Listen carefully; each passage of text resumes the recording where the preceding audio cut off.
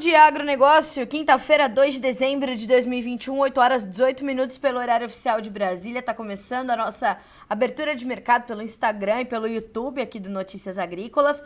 A abertura de mercado que tem o apoio da Cochupé, a maior cooperativa de café do mundo. Informações que vão te ajudar a começar o teu dia bem informado, para que você possa sempre tomar boas decisões. Vamos falar de preços, vamos falar de notícias, vamos falar de projeções. Hoje tem importantes projeções aí para o café e vai ser um dos primeiros mercados que a gente vai comentar. Então continue conosco que estamos aqui de plantão para te trazer as informações mais importantes para o teu dia, pelo menos para começar o teu dia, tá certo? Bom, vamos começar com as informações dos preços, vamos fazer uma rodada de preços para ver como caminham as commodities nessa quinta-feira. Soja, milho e trigo sobem na Bolsa de Chicago. Quem lidera essas altas é o trigo. O trigo sobe 2% agora para a primeira posição valer 8 dólares e 7 por bushel, voltando, portanto, ao patamar dos 8 dólares o trigo. O milho tem alta de 1,2% para valer 5 dólares e 77 na primeira posição que é o dezembro. E o janeiro na soja, 12 dólares e 33, uma alta de 0,4% agora. Então, um dia de ganhos para os grãos e também para os derivados de soja. Perdão. Para os derivados de soja na Bolsa de Chicago. Farelo e óleo sobem também ao lado do grão. Então, dia de altas também para o complexo soja. Já adianto que é um momento bastante volátil para o mercado de derivados. A gente vai comentar sobre isso já já. Ontem a gente falou bastante sobre o óleo, no começo do Bom Dia Agronegócio. No final da tarde, o farelo tomou o lugar de destaque. Disparou, fechou com 2% de alta e ajudou a puxar também os preços do grão naturalmente. Hoje quem se destaca é o trigo e vai puxando os demais contratos aí na carona. Já já a gente fala um pouquinho mais sobre ele, tá certo? Bom, nós temos também na Bolsa de Nova York a Soft Commodities. O que elas nos apresentam agora? O açúcar opera estável na manhã de hoje. O primeiro contrato tem 18 mais 59 cents por libra-peso. O café sobe 0,4%. O café arábica no primeiro contrato tem 2 dólares e 34 mais 20 por libra-peso. O algodão, 1 dólar e 3 mais 82, caindo 0,4% lá na Bolsa de Nova York. E o mercado do petróleo segue o seu trabalho de alta, né? Na verdade, o mercado de petróleo completamente volátil essa semana, bastante intenso esse mercado. Acho que foi o mercado mais intenso da semana. Ontem teve uma nova queda, hoje voltou a subir. O WTI tem alta de 1,8%. A gente tem 66 dólares e 72 centos por barril. No Brent, que é referência para Petrobras, referência para o cenário global de oferta e demanda, a gente tem uma baixa agora de 1,7%, com o barril cotado a 70 dólares redondo. Acabou de virar o mercado, 70 dólares então o barril do Brent, ok?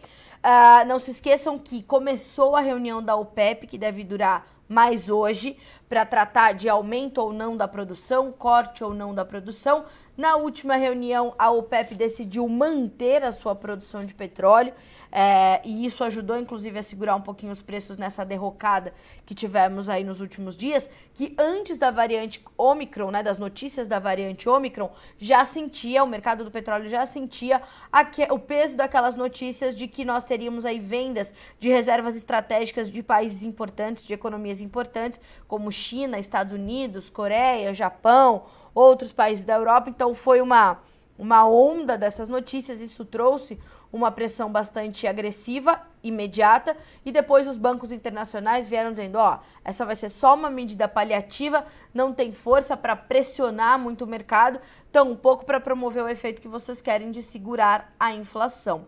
E, na sequência, vieram as informações da variante Ômicron, que promoveram aí somente em uma sessão, né, durante essa semana, perdas de 12% nos preços do petróleo. Por isso que a gente vê agora o Brent nos 70 dólares e o WTI nos 67 dólares por barril. Tá bem assim? Bom, Vamos também dar uma olhadinha nas demais commodities. O gás natural volta a subir hoje, tem alta de 1%. O ouro cai 0,3%. A prata sobe, o cobre também sobe. Vamos agora para a Bolsa de Dalian, dar uma checada ali nos mercados asiáticos. Lembrando que este é um levantamento da Agriinvest Commodities, tá? Vamos abrir aqui. Às vezes a internet deixa a gente meio na mão, né? Mas aí até aí...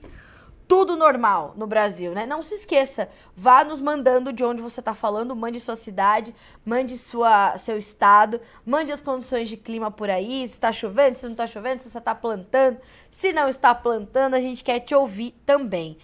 O pessoal está me perguntando aqui já sobre a tendência do boi para janeiro de 2022, a gente vai comentar sobre isso também, tá? Fiquem conosco, a gente está de olho nessas informações. Bom, deixa eu ver se eu consigo abrir para vocês aqui ou não os mercados asiáticos. Agora sim. Bolsa de Dalian, alta para o farelo, queda para o óleo, alta para o milho, queda de 3,2% para o suíno, tá? Para o suíno vivo lá na China, o que acaba ainda pressionando mais as margens de esmagamento chinesas que já não estão no seu melhor momento. O minério de ferro caiu depois de sessões consecutivas de altas e altas fortes, né, de disparadas. O minério de ferro perdeu 13,5% nessa quinta-feira na Bolsa de Dalian. Lá na Bolsa da Malásia, o óleo de palma fechou com 0,5% de queda, ok? Bom, vamos abrir aqui mais detalhadamente os preços do café. Como eu falei, hoje era um dos principais mercados que eu queria comentar, porque as informações vão acontecendo, as coisas vão acontecendo, se agravando, e elas não chegam até o consumidor final na grande mídia, né? Até que estoura uma informação importante e que vai pesar diretamente para o consumidor final, aí a grande mídia resolve olhar para o setor produtivo, né? Precisamos explicar para os brasileiros por que eles deverão pagar mais caro pelo cafezinho, que é a segunda bebida mais consumida no mundo. Aqui no Brasil não é diferente. O brasileiro, além de ser o maior produtor, exportador, é também um dos maiores consumidores de café globalmente falando. Então a gente precisa tratar de entender não só do que a gente vende, mas do que a gente vai comprar também. Mas aqui a gente vai esclarecer as situações, né? Bom, vamos abrir aqui a Bolsa de Nova York para os preços do café. O mercado trabalha em campo misto nessa manhã de quinta-feira. O que isso quer dizer? Alguns preços em alta, outros preços em baixa. O dezembro cai 1% para valer 2 dólares e 33, mais 25 por libra peso. O março sobe 0,6% para valer 2 dólares e 34 mais 5. O maio também sobe, cotado a 2 dólares e 33 mais 75 por libra peso, uma alta também de 0,5%. E o julho tem baixa de 0,1%, valendo 2 dólares e 30 mais 85 cents. Em partes, o mercado vai aqui se reajustando e tentando entender que caminho seguir diante de fundamentos que já conhece. Há uma preocupação com a oferta muito forte e que é base importante para a sustentação desses preços em patamares elevados. São preços altos, são os maiores preços aí dos últimos anos, e isso tem essa base muito forte nos próprios fundamentos do café. Tudo isso se choca, né? Essa informação de oferta, essa preocupação com a oferta, ela se choca com informações importantes vindas do lado do consumo, né? A demanda segue bastante presente. A demanda está crescendo, está aumentando. Os lockdowns, as medidas de restrição e tudo mais, elas limitaram as pessoas às suas casas. Isso intensificou o consumo do café nos lares das pessoas. Em contrapartida, agora que as coisas estão se flexionando um pouco mais, se flexibilizando, melhor dizendo, um pouco mais, a gente vê uma condição de consumo fora de casa. Cafeterias, coffee shops ou lojas de conveniência, padarias essencialmente, restaurantes, eventos voltam a acontecer e o network é feito sempre com um cafezinho e tudo isso faz grande diferença na demanda. Mas a maior preocupação agora é o que aconteceu nos últimos 30 dias, segundo a Associação Brasileira da Indústria do Café, mostrando que nestes últimos 30 dias o consumo de café caiu no Brasil e acendeu mais um alerta de crise no setor, que já tem um montão de alertas, parece uma árvore de Natal cheia de pisca-pisca cafeicultura, né? Tendência de preços subindo ainda mais para o consumidor final, o que pode gerar um impasse entre a indústria e o varejo. Então, esta é a preocupação agora em torno da demanda do consumo. Nós viemos nessa crescente, mas os preços também foram acompanhando esse movimento, porque temos uma demanda forte, presente, robusta, pujante. De outro lado, nós temos uma oferta bastante magrinha, bastante escassa e apertada. Então, veja só o que diz a ABIC. O preço do café na gôndola do supermercado já subiu 40% e começa naturalmente a refletir no consumo interno de café no Brasil. De acordo com os dados atualizados da ABIC, nos últimos 30 dias, o consumo de café caiu cerca de 14%. O levantamento mostra ainda que a queda no consumo é reflexo do aumento de 130% da saca de café cru, que corresponde a 70% dos custos de produção das indústrias. Celírio Inácio, diretor executivo da ABIC, afirma que o cenário acende um alerta no setor, já que com a alta contínua na Bolsa de Nova York e sustentada no mercado interno, o que vem também em apoio com o dólar, né, o dólar ali na casa dos 5,60, a entidade estima que até janeiro poderá ser observada uma nova alta nos preços do café de até 35% para o consumidor final. Então, o seu café lá na gôndola do supermercado pode custar até 35% mais, ou essa alta ser ainda um pouquinho maior diante disso. Então, essa é a primeira vez que a ABIC observa um recuo na demanda interna de café. É a primeira vez que isso acontece. E há uma preocupação forte, né? E o porta-voz, inclusive, da ABIC explicou ao Notícias Agrícolas, na entrevista, na matéria da Virgínia Alves, nossa especialista aqui em café, que até 2 meses atrás o mercado do varejo estava abastecido. E por isso o consumidor ainda não havia sentido esses impactos da alta do preço e nem da crise que afeta o setor cafeeiro. Que crise é essa? Tivemos problemas de clima, tivemos alta nos custos de produção, tivemos um monte de problema alinhado e a oferta é pequena, né? Então, isso tá no radar agora dos mercados, precisamos entender. Eu vou te deixar aqui o título e o caminho para você seguir essa notícia, que é, como eu falei, bastante preocupante, bastante importante. E vale a pena você entender o que está acontecendo aqui no Brasil. Aí hoje já foi destaque na CNN, já foi destaque na Jovem Pan, já foi destaque em tudo quanto era canto, porque agora vai ficar mais caro, não é?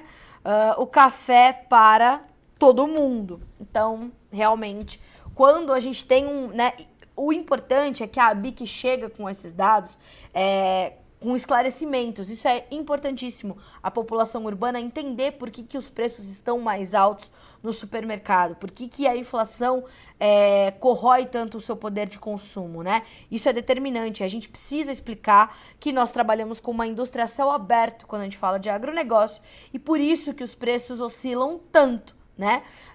Então, é isso, né? Valor da soja no Porto de Paranaguá, me pede a Bruna. Vamos falar já sobre a soja, tá, Bruna? Estamos aí acompanhando. Dona Eliana, bom dia, hein? Hoje é um novo dia. Hoje começa tudo de novo, viu? E melhor, né? Sempre a gente pode começar melhor. Então, senhoras e senhores, temos essa condição para o consumo menor de café aqui no Brasil.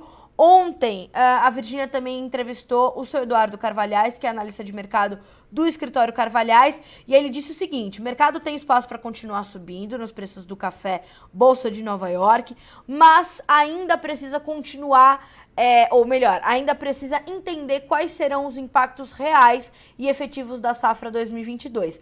Até que esses impactos cheguem e sejam de fato apresentados, sejam compreendidos, o mercado vai seguir travado.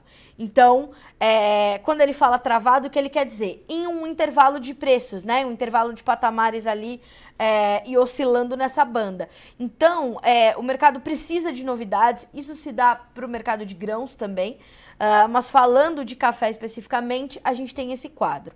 Então, vamos monitorar. O mercado de café é um mercado sólido, é um mercado altista, a tendência é muito clara, mas agora o mercado também precisa, tendo absorvido as informações que já conhece, precisa saber novas e outras e melhores ou piores para poder então se direcionar. tá certo? Fique ligado, como eu falei, um dólar na casa de R$ 5,67, como fechou ontem, com alta de 0,6%, é um outro fator de alta para a formação dos nossos preços aqui e é o que mantém o mercado aqui no Brasil também bastante firme, bastante sustentado. Vamos ver as referências do mercado de ontem? Tipo 6, bebida dura, bica corrida, alta de 0,7% em Poços de Caldas, Minas Gerais, R$ 1.480.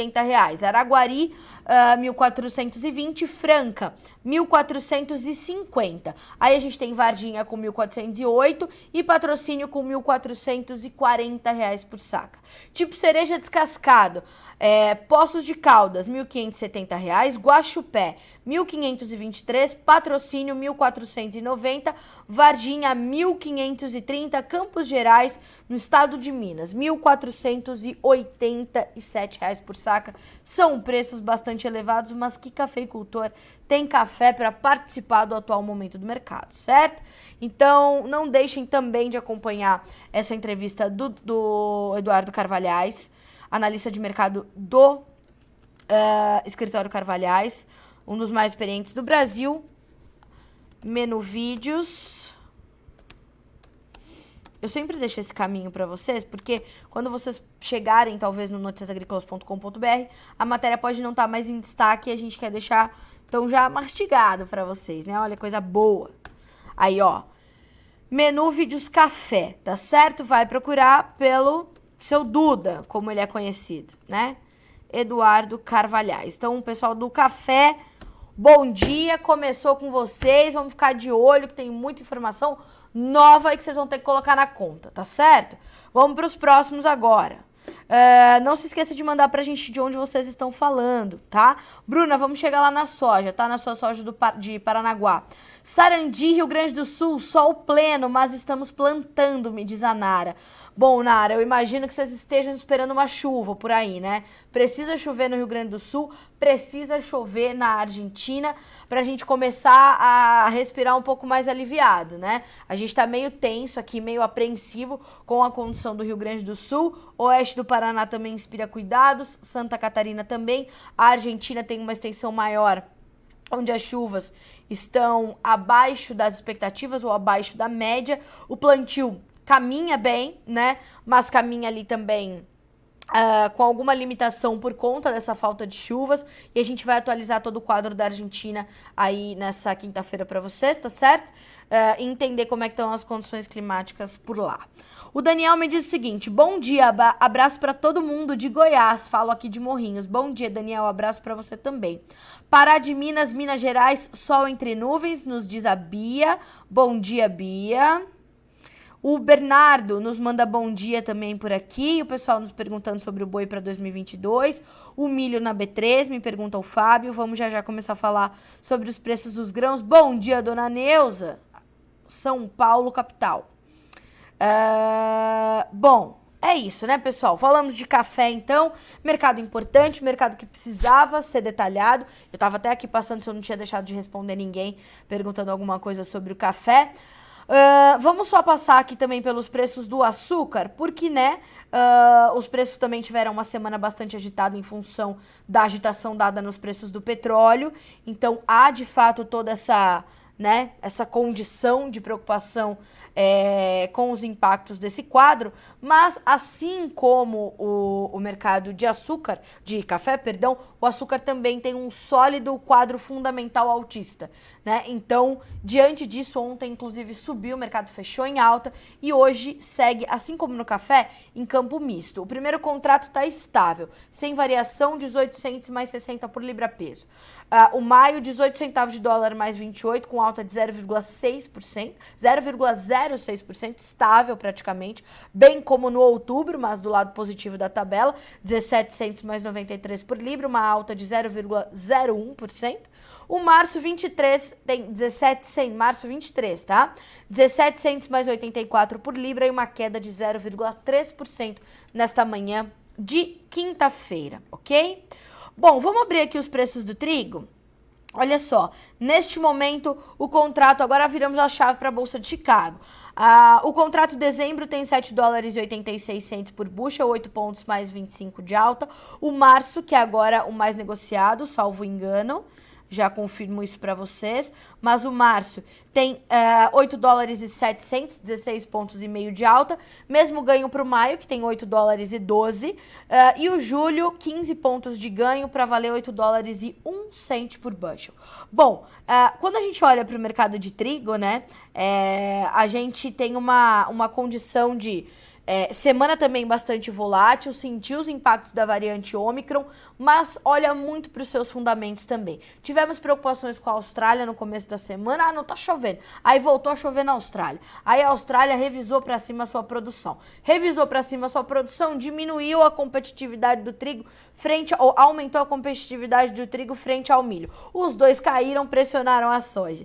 Mas a gente ainda tem também um quadro, assim como para alguns outros mercados, como a gente acabou de comentar sobre o café e o açúcar, o trigo tem essa condição de fundamentos altistas. Os principais países produtores de trigo do mundo registraram perdas de produção, quebras de safra em função de problemas de clima. Então isso traz uma oferta mais limitada. Nós temos ainda um aumento das importações chinesas, por exemplo, triplicaram neste ano, né? O trigo foi uma alternativa importante em alguns momentos do ano, quando o milho estava muito alto e o trigo foi um importante para compor as rações, né? Caminharam bem e isso acabou trazendo de outro lado uma demanda bastante forte. Então, o trigo tem um quadro fundamental bastante positivo e bastante forte. A gente tende a observar talvez uma diminuição diária no leste europeu. A Rússia também não deve trazer grandes coisas aí para a próxima safra, diferentes do que trouxe nessa safra, salvo os problemas da quebra. Então, o mercado de trigo está aí olhando para tudo isso, né? Enquanto isso, né, nessa volatilidade, tá chovendo, não tá chovendo, vai ter trigo, tem menos trigo, tem mais trigo, hoje encontra espaço para tomar esse fôlego, recuperar inclusive o patamar dos 8 dólares por bushel que tinha perdido nesses dias de pânico generalizado no mercado, essa euforia meio pessimista, né?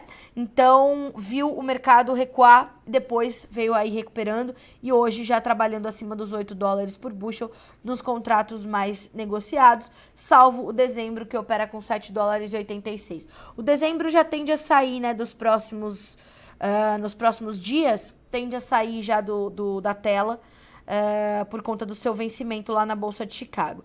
Tô até abrindo aqui os demais contratos, deixa eu ver se eu consigo abrir, para confirmar para vocês se é o março mesmo mais negociado agora. É isso mesmo, o contrato março, que agora vale 8 dólares e 5, tem mais de 9 mil contratos abertos na Bolsa de Chicago, tá certo? Lembrando que o trigo, nesse ano, nessas últimas semanas, inclusive, nesse último mês de novembro, registrou um rally importante, registrou as suas altas históricas e os maiores preços aí dos últimos 12 anos para algumas bolsas, 20 anos para outras. Então não subiu só na Bolsa de Chicago, subiu no mercado europeu, subiu no mercado canadense, subiu de forma generalizada, subiu na Rússia.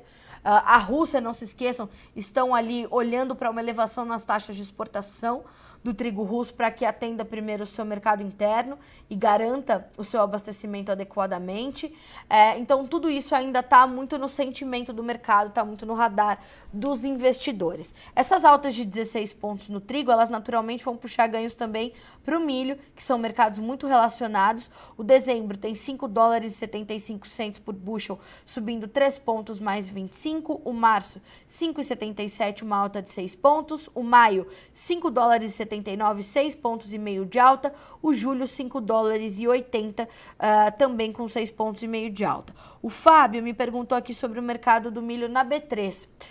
O mercado de milho vem encontrando espaço, recuperou o patamar dos R$90 por saca, né? Fechou ontem com janeiro e o março acima dos R$90 por saca. E boa parte disso, Fábio e amigos, vem atrelado à questão do dólar, que melhora a nossa paridade de exportação, que traz números melhores para o Brasil e, naturalmente, vai trazer uma puxada no nosso mercado futuro, porque estamos mandando mais milho para fora, né? Estamos escoando essa produção inflação, isso vai enxugando os nossos estoques e isso vai dando suporte para os preços. Então, a gente tem essa condição, como eu falei, ontem o mercado fechou positivo, recuperou aí também o seu fôlego e patamares que são importantes.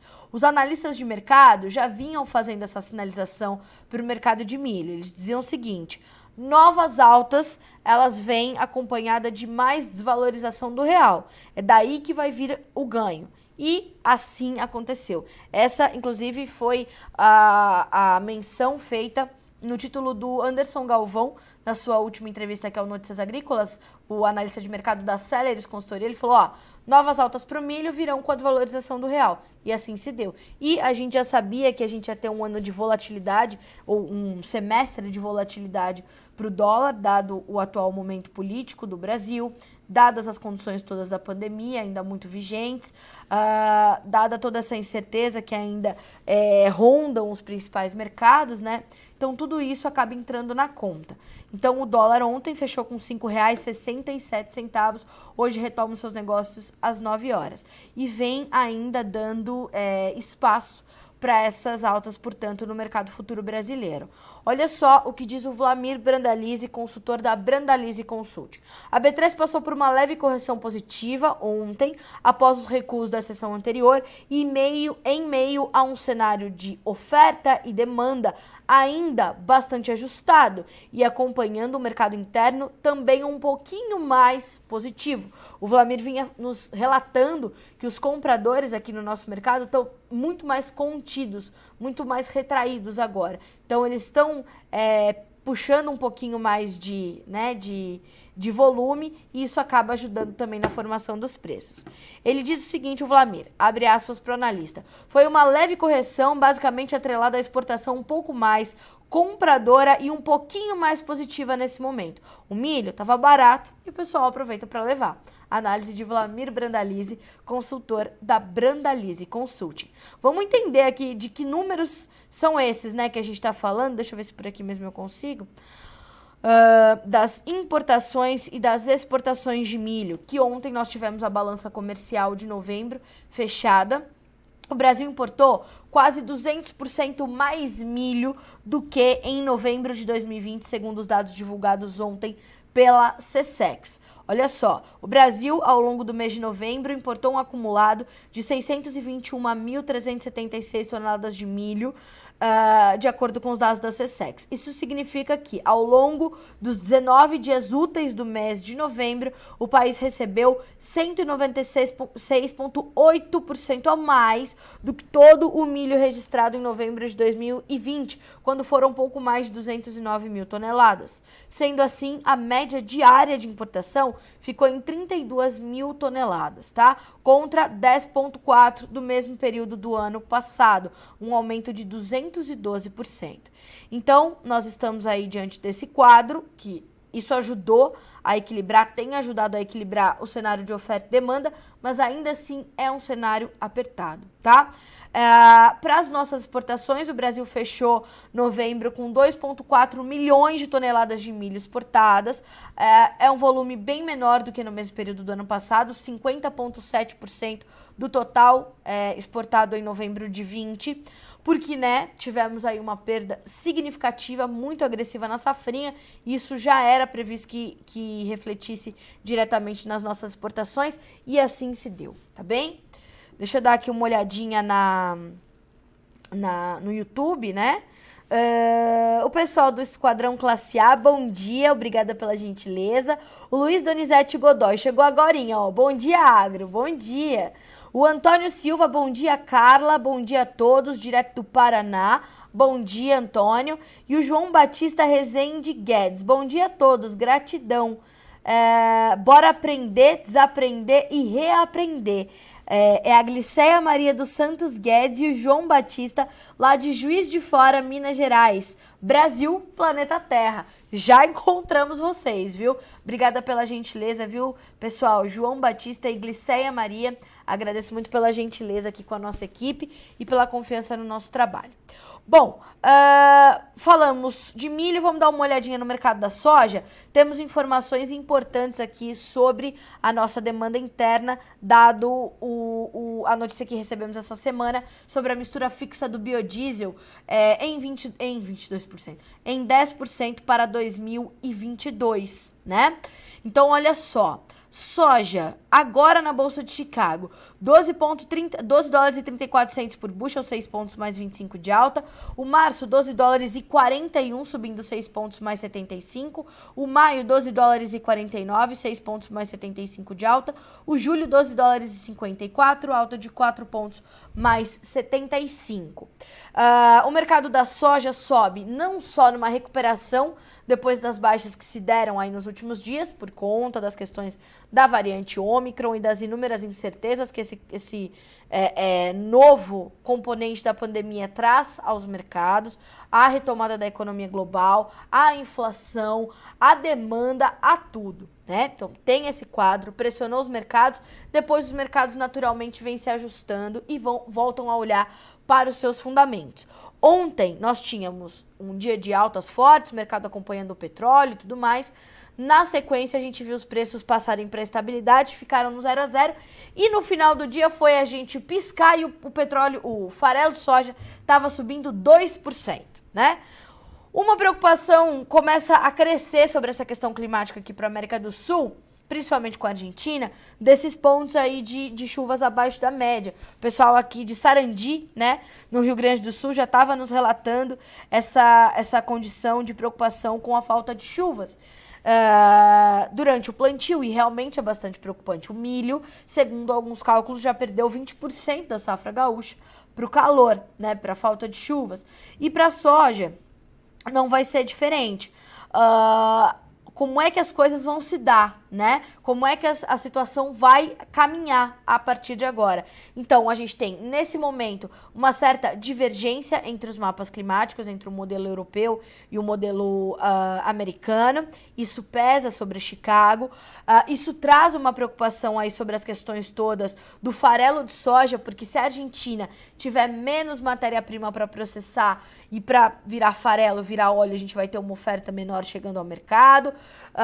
Nós temos aí uma condição toda, né, de oferta ainda apertada de soja. A gente precisa ver chegar a nova safra da América do Sul para ajudar a equilibrar um pouco mais esse mercado. Então, diante de tudo isso, esse foco maior sobre o desenvolvimento da safra da América do Sul, ele ganha um peso considerável. E, de fato, isso ganha mais espaço no radar dos traders. Eu separei aqui algumas informações da Agriinvest para a gente entender mais ou menos o que acontece, né? Olha só, todos já sabiam que estamos em mais um ano de laninha. Na verdade, um laninha seguido de laninha, né? Ou seja, tava ruim, aí parece que piorou. Já viram esse meme, né? O histórico para o Brasil não é nada animador em anos com essa dobradinha. No entanto, isso ainda não havia sido precificado. Ontem pudemos ver os seus primeiros impactos. Além do rally do farelo na CBOT, o volume de negócios foi o maior em uma semana. Olha só, os prêmios do farelo na Argentina subiram 8 dólares por tonelada curta. Isso quer dizer que o flat price do farelo na Argentina ontem subiu quase 16 dólares. Aqui no Brasil, os prêmios também subiram, segundo o dia seguido, explicou a Agriinvest. As volatilidades das opções de soja subiram nessa semana 3 pontos percentuais. Essa é para os alunos da UTR, que é o curso da própria Agriinvest, né? E olha só o que diz o time da Agriinvest. Todos esses indicadores mostram que o mercado passou a precificar o risco do Laninha na América do Sul, em especial na Argentina, que é o maior exportador global de farelo e de óleo de soja. Do lado da profissão mais ingrata da galáxia, a meteorologia, os modelos mostram quase ausência de chuvas para 10 dias para boa parte do Paraguai, Paraná, sul do Mato Grosso do Sul e boa parte do Rio Grande do Sul. Ficou atento a essa informação? Eu vou repetir.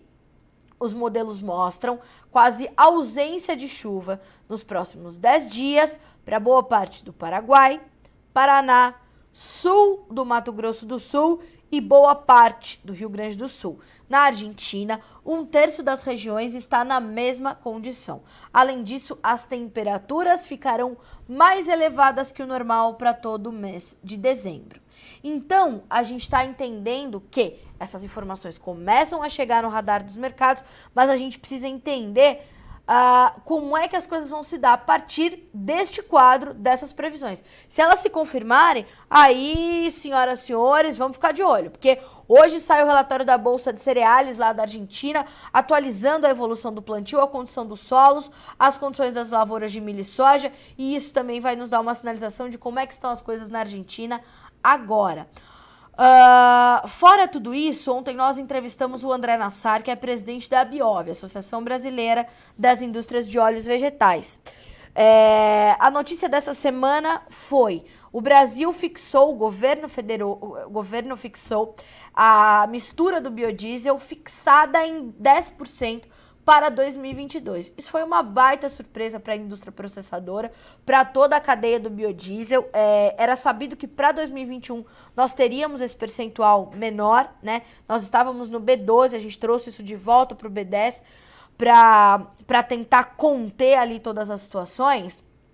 E a gente teve, portanto, essa sinalização de que para 2022 nós teríamos uma normalização das coisas e que o aumento gradativo da mistura do biodiesel se daria normalmente. Mas, né, na terça-feira, se eu não me engano, né, nós tivemos essa condição aí dessa notícia.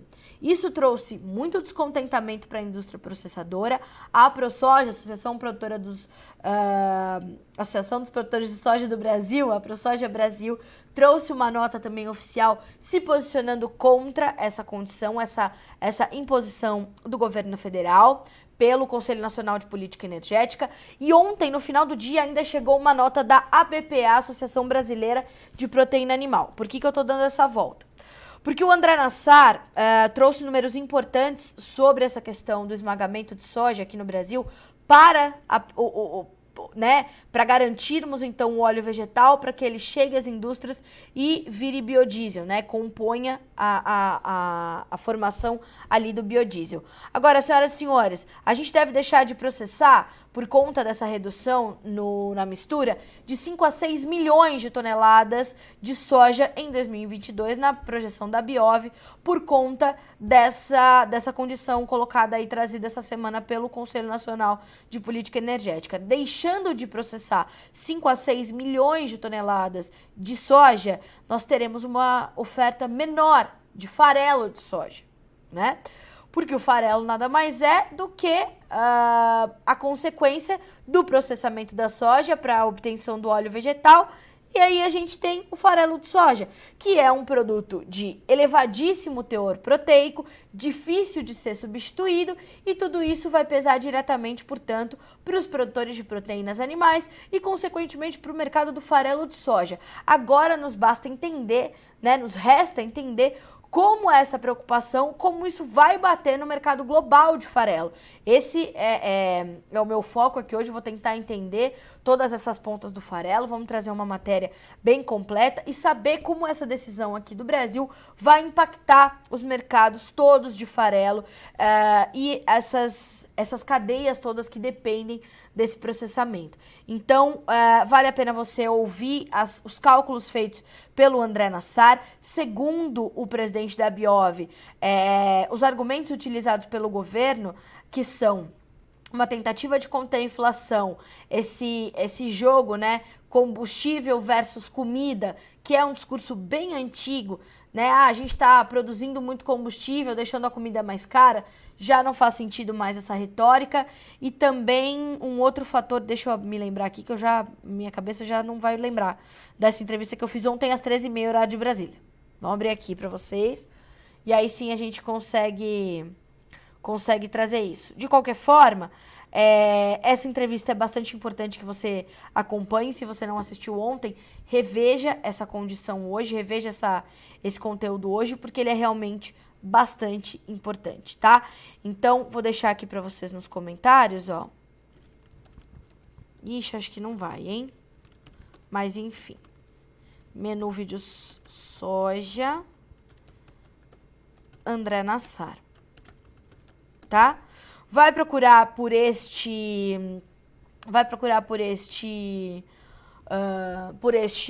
vídeo e vai assistir esses cálculos feitos pela Biov. Como eu falei, temos uma nota assinada pela Abiov, Aprobio e Ubrabio, temos uma nota da AproSoja Brasil e temos também uma nota da ABPA, Associação Brasileira de Proteína Animal, tá bem? Então, busque entender e tenha este número na sua mente. Deixaremos de esmagar de 5 a 6 milhões de toneladas de soja no ano que vem por conta dessa fixação da mistura. Agora a gente precisa entender também, né, como é que as coisas vão ficar a partir desse quadro. Como é que vão ficar as indústrias, como é que vão ficar os produtores, como é que vão ficar os nossos estoques, como é que vão ficar os nossos preços e, consequentemente, os nossos prêmios também, né? Senhoras e senhores, 8 horas e 58 minutos pelo horário oficial de Brasília. Vamos ver se eu consigo restabelecer aqui a minha internet, que me deixou na mão, mas pra gente dar uma olhadinha nas principais notícias, em tudo aquilo que já é informação importante nessa manhã de quinta-feira. Acho que, de fato, a nossa internet caiu, mas a gente vai dar um jeitinho aqui. E vamos pelo celular, tem problema, quem manda aqui somos nós, na verdade, não é a tecnologia. Voltou, viram, né? Foi só a gente dar um susto, tá tudo bem, eu acho, tá tudo bem. O Diogo nos manda bom dia Carlinha, povo do Agro, bom dia meu amigo, tudo bem? Bom ter você aqui de volta. Deixa eu ver se eu deixei de responder alguém. A Bia, bom dia a todos do Notícias Agrícolas, bom dia Bia, obrigada, viu? Deixa eu ver se eu deixei aqui de responder alguém sobre algum mercado da soja que perdemos a internet, mas acho que foi tudo certo, né? Acho que tá tudo bem, tudo certo. Bom, complicada a situação aqui no Rio Grande do Sul, nos diz o João Fagundes. Eu imagino, porque realmente não é uma coisa fácil não ter que lidar com a falta de chuvas, né? Às vezes o excesso também é ruim e preocupante, mas, de qualquer forma, a seca, ela é muito mais, ela castiga muito mais, né? Olha só, Débora, é sobre a entrevista do André Nassar, que você tá pedindo a informação. Tá aqui, ó, este é o título. Eu vou deixar pra você aqui, ó, Débora, menu vídeos, você vai lá no noticiasagricolas.com.br, vai lá no nosso site, vai no nosso menu, na abinha de vídeos, vai vídeos soja, vai procurar pelo André Nassar, que é presidente da Abiov, tá? Importantíssimo acompanhar o mercado de derivados agora, que tá cheio de notícia, cheio de informação importante, tá? Vamos dar... Opa! Ó, até fechei aqui o Notícias Agrícolas, hein? Vamos abrir aqui de novo. Pra gente ver as nossas notícias de hoje, senhoras e senhores. Vamos abrir aqui a nossa aba de notícias, que é o que você pode fazer aí também no seu computador, tá? Não se esqueça que nós temos também todo o Top Farmers acontecendo, hein, pessoal? Hoje é o segundo dia deste evento importantíssimo. É um evento que reúne aqui no interior de São Paulo, né, uma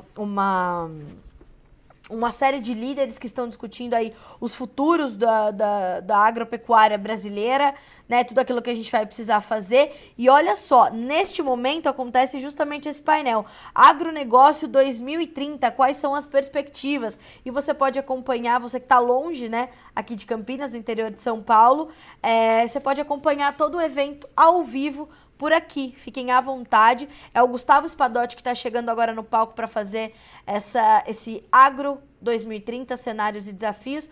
Vale a pena acompanhar o Gustavo que é da Embrapa Territorial. Pessoal, eu esqueci de passar as nossas informações no mercado do boi gordo, né? Vou dividir aqui com vocês.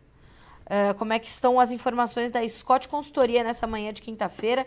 Mercado do boi gordo segue subindo. O pessoal me perguntou aqui sobre as questões todas para 2022, né? Segundo o Alcides Torres, analista de mercado da Scott Consultoria, fundador da Scott Consultoria, nós temos sim espaço para que os preços continuem avançando em 2022, pelo menos no começo do ano, mas as margens deverão ser um pouquinho mais apertadas, né? Por conta dos elevados custos de produção. Mas o que se espera ainda para esse mês é que haja a retirada do embargo da China ainda em dezembro. Vamos ver o que acontece.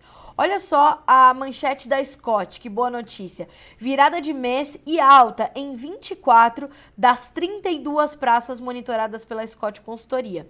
Em São Paulo, os compradores estiveram ativos na manhã de ontem, com o objetivo de alongar as escalas de abate. Dessa forma, a indústria se prepara para as festas de final de ano na expectativa de melhoria no consumo interno. Na comparação diária, as cotações do boi, vaca e novilha gordos subiram R$ 3,00 por arroba. Assim, a referência ficou em 320 para o boi gordo, 299 para a vaca gorda e R$ 309 para a novilha gorda, preços brutos e a prazo, informações da Scott Consultoria. No oeste da Bahia, é um outro destaque deles aqui, a gente tem uma condição semelhante, as indústrias aumentaram as ofertas de compra para as 3 categorias também, e os preços subiram então R$ 6,00 por arroba. No Paraná, os preços também estão firmes, a cotação do boi gordo alta de 3%, vaca 1, novilha R$ 6,00 por arroba. Então, é um momento de retomada dos preços do boi gordo, o que é extremamente importante, é muito bom que a gente comece, de fato, a ver essas notícias. E ontem, inclusive, deixa eu ver se eu acho essa notícia aqui para dividir com vocês, uma projeção da JBS ou da BRF, deixa eu ver se eu acho ela por aqui. BRF projeta boom de festas de final de ano e vendas em níveis pré-Covid. Ceias fartas e reuniões de amigos e familiares que querem tirar o atraso após quase 2 anos de pandemia deverão fazer as festas de final de ano melhores do que em 2019, quando não havia restrições devido ao coronavírus, avaliou a companhia de alimentos BRF, líder nos chamados produtos natalinos. Peru, tender, aquela ave que é um híbrido, enfim, essas coisas que a gente só come no Natal, né? Mas não apenas essa demanda represada será responsável por trazer bons resultados para a empresa dona de marcas como Sadia e Perdigão, disse a Reuters o VP de Mercado Brasil, Sidney Manzaro. Ele ressaltou que a companhia se preparou para esse período e que os cenários traçados das flexibilizações sociais e cobertura vacinal estão se confirmando, ao mesmo tempo em que acredita que o aparecimento no Brasil da nova variante do vírus Ômicron não muda projeções. Até esse momento a gente tem 2 casos confirmados, né, salvo algum engano, da variante Ômicron, daquele casal que chegou da África do Sul, testando positivo para o Covid-19, e na sequência a gente viu, então, essa informação. Pessoal, para a gente concluir o Bom Dia Agro de hoje, temos também a informação do IBGE, que chegou agora, né, nesse minuto. PIB do Brasil cai 0,1% no terceiro trimestre e economia entra em uma recessão técnica, segundo os dados divulgados agora. O Produto Interno Bruto do Brasil caiu 0,1% no terceiro trimestre de 2021, na comparação com o trimestre anterior, confirmando a entrada da economia em uma nova recessão técnica, segundo divulgou o IBGE nesta quinta-feira. Em relação ao mesmo período de 2020, porém, o PIB do Brasil cresceu 4%, tá? O resultado do segundo trimestre foi revisado para uma queda de 0,4%, resultado pior do que a leitura inicial de uma queda de 0,1%.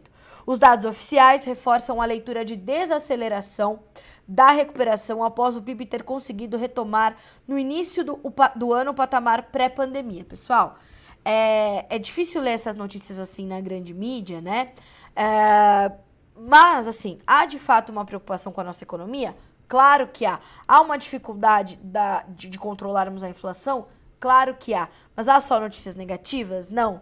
Então, veja diversas análises quando você for ler as notícias sobre o avanço da nossa economia. 2021 é um ano completamente fora da curva para qualquer país, para qualquer economia, para qualquer nação. Os comparativos não são justos, né, com os anos anteriores, porque é bastante complicado, né? Então, façam as análises justas e corretas, tá bem? A Jane Carneiro Pérez. Queria entender como a variante está chegando, se os não vacinados não podem viajar nem entrar em lugar nenhum. Pois é, Jane, esse casal que chegou aqui no Brasil, um casal de brasileiros que chegou da África do Sul, é preciso a gente entender que na África do Sul a gente tem pouquíssimo percentual, né, um pequeno percentual da população vacinada, então a gente precisa entender como é que eles chegaram aqui, por que eles chegaram aqui e se realmente não estão os dois vacinados, né? Deixa eu ver aqui a última informação que a gente tem sobre isso para te atualizar. Casal que está com variante Ômicron foi vacinado na África. Os dois passam bem e são monitorados, diz secretário municipal da Saúde de São Paulo. Perceba, então, eles foram vacinados, mas a gente já sabia também que as vacinas, elas não têm 100% de eficácia. E não é porque você foi vacinado que você não tinha a chance de pegar a possibilidade de pegar o coronavírus ou a Covid-19. O que acontece, né? A vacina é para principalmente amenizar os sintomas. Segundo Edson Aparecido, que é o secretário municipal de saúde do estado de São Paulo, ou da cidade de São Paulo, diz que eles tomaram a dose única da vacina Janssen. Eles têm sintomas leves e estão em isolamento. Eles estão sendo monitorados, eles estão passando bem. E essas são as últimas informações. Olha só, abre aspas para o secretário paulista. Eles dois foram vacinados na África do Sul com dose da Janssen. Os dois. Todos os parentes que eles estão visitando aqui estão em processo de isolamento. Vamos testá-los na manhã de hoje. Foi o que aconteceu ontem. Os parentes também já foram vacinados. Então é por isso, viu, Jane? É essa questão, né? Não é estar vacinado e não pegar a Covid-19, né? A gente sabia que isso poderia acontecer, como é o caso.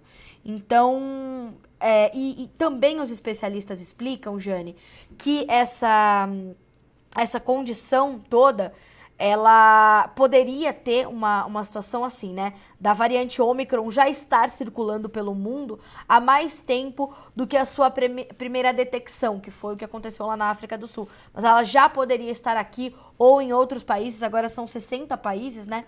Com essa... São 60 países? Eu acho que são... Deixa eu ver aqui a última informação também para vocês, para não falar nenhuma bobagem. Então, Jane, a sua preocupação é completamente... Mentira, gente, desculpa. São 18 países, eu acho que são 60 casos que estão na minha cabeça ainda sendo monitorados lá na Holanda. Eu tô com essa última notícia que eu mesma busquei aqui, e por isso estou aí preocupada com isso. Mas são 18 países já onde a variante Ômicron foi detectada, tá bem? Então, senhoras e senhores, vamos seguindo, não é? Vamos aqui de olho em tudo aquilo, como eu falo para vocês, que é importante para o seu dia a dia, aquilo que vai impactar nos seus custos, nas suas vendas, nas suas estratégias, nos seus planos. Agora são 9 horas e 10 minutos pelo horário oficial de Brasília. Eu te desejo uma excelente quinta-feira, que seja bastante produtiva. Não se esqueça que hoje também é dia de relatório do USDA, o Departamento de Agricultura dos Estados Unidos, trazendo as vendas semanais para exportação. Às 10h30 esses números serão divulgados. E não deixe de acompanhar as discussões que estão acontecendo no Top Farmers 2021, um evento de realização do Grupo Conecta. O Notícias Agrícolas faz a cobertura oficial e traz todas as informações para você. Se você não conseguir acompanhar os painéis, depois a gente tem as entrevistas com os painelistas falando sobre os seus painéis, sobre as suas palestras e as informações que compartilharam por lá. Tem uma página especial do Top Farmers que eu sempre gosto de dar os caminhos aqui no nosso site, ó. Menu, eventos. Ali tem todas as entrevistas, tá, pessoal? Eventos. Dá pra colocar ali e maratonar, né? Que é uma coisa melhor que a outra. Top Farmers 2021, tá bem? Hoje tem Gustavo Espadotti, hoje tem Marielle Bife, hoje tem Tiziane Figueiredo para falar de crédito, a Mari vai falar de sucessão familiar, enfim, muito rico, né, o programa. Deixa eu ver se deixei de responder alguém.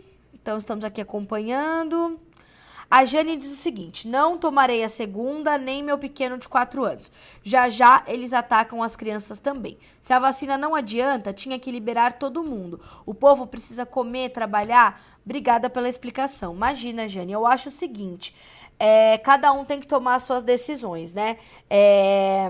Liberar todo mundo eu acho um pouco arriscado, porque há outros países onde eles são, né, onde as proximidades são menores, aí você acaba influenciando no direito do outro. Mas, Jane, eu acho o seguinte, a gente tem que ter, sim, firmeza nas nossas opiniões, buscar aquilo que faz mais sentido para nós, buscar entender aquilo que faz sentido para o nosso plano de vida, né? Se para ti faz sentido não tomar a segunda dose e nem o seu pequenininho de 4 anos, tá? Você tem que seguir aí o que tá na tua cabeça, né? Eu não tenho direito nenhum de dizer a você o que fazer.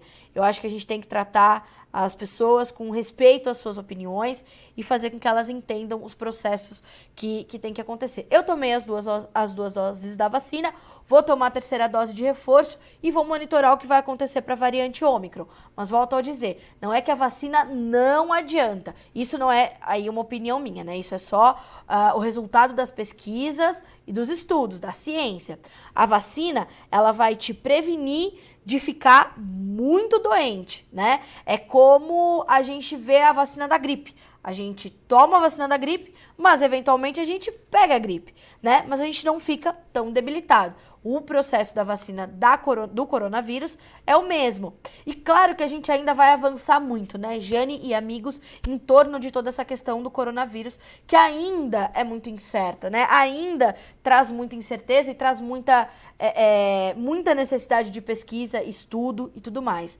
Por quê? Essa variante Ômicron, ela muda muito rapidamente. Ela tem uma proteína que as demais não têm. Então, como tratar, né? Mas é o que eu falei, Jane. Acho que você tem que botar, né? Estudar, pesquisar. É isso? Tomou a sua decisão? É a sua decisão, Jane. Tá muito, muito correta de ser firme. E diz o seguinte, pra mim o STF, a Jane também diz, o STF tá tratando o povo igual fazemos com bois, trancando dentro de um curral. Jane, essa discussão é muito boa, viu? Eu poderia ficar conversando contigo aqui, ó, o dia inteiro sobre isso, sobre como os desmandos do STF também me desagradam bastante. Pena que a gente tem um tempo limitado, né? Mas a discussão é muito boa e todo debate que é permitido ser feito, né, ele é muito bom. Quando a gente debate ideias, confronta ideias, a gente aprende, né? Até teve um comentário aqui no YouTube sensacional. Aprender, desaprender e reaprender todos os dias. É bem isso. É bem por aí. Balsas Maranhão ligado. Obrigada. O pessoal da V Moreira Carvalho. Bom dia, obrigado. Pessoal, 9h15, horário de Brasília. Obrigada pela companhia. Uma excelente quinta-feira para você, que seja produtiva, de muito trabalho. Amanhã a gente tá junto aqui a partir das 8 horas. Fechado? Até amanhã.